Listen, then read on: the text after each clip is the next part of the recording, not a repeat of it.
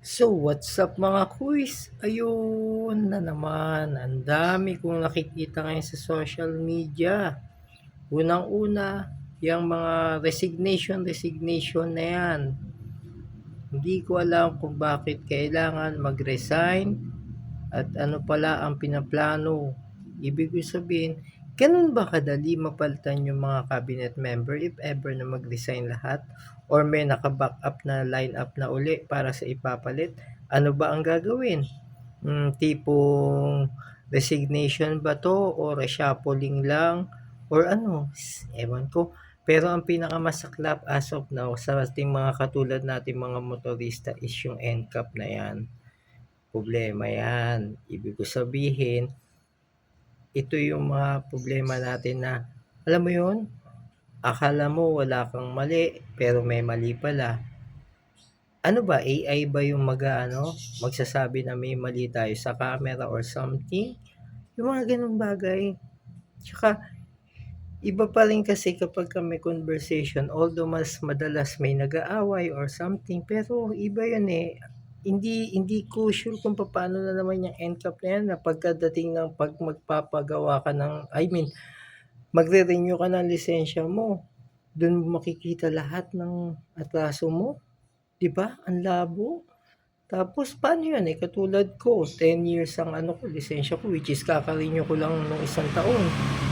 Oh, ano na 'yan, ano na ang sitwasyon niyan, baka kalahating milyon ang kaso ko.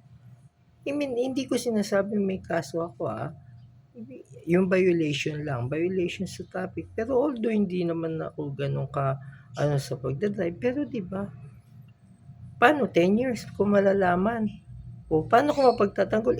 Ikaw ba, tanungin kita, yung after ng 5 years o 1 year na lang o nung last year mismo, ganitong araw, ganitong oras, anong suot mo?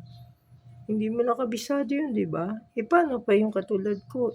Syempre magche-check ako sa LTO uli kapag after 10 years. Di ba? Paano ba? May letter ba darating? At saka ang hirap nito. Tapos isa pa yung rehistro ng motor. Ibig sabihin, kapag ka bumili ka ng second hand na motor, kailangan iparehistro mo sa iyo. Napakahirap niyan, boy. Tapos at the same time, paano kaya yung mga kotse? Ganun din ba? Ay, ang hirap mga kuis. O yun, sana maging maayos at saka sana may mga remedies na maibigay sa atin. Kasi sa totoo, ang hirap nitong sa LTO. Ang hirap ayusin yan, ang hirap asikasuhin yan. Kailangan mo umabsent ng 1, 2 araw para maasikaso mo, and then at the same time sigurado kung hindi pa dito ang mother etos mo para sa rehistro mo yung documents mo, mag-iintay ka pa ng ilang buwan, which is sinasabi 20 days huli ka na. Ang hirap.